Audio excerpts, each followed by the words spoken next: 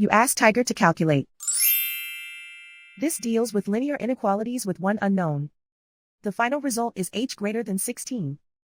Let's solve it step by step. Isolate the h.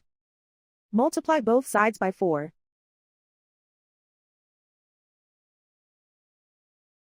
Group like terms.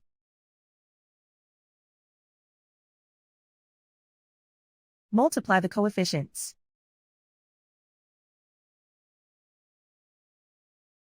Simplify the fraction.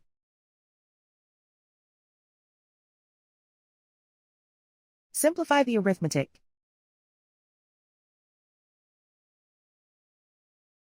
Plot the solution on a coordinate grid.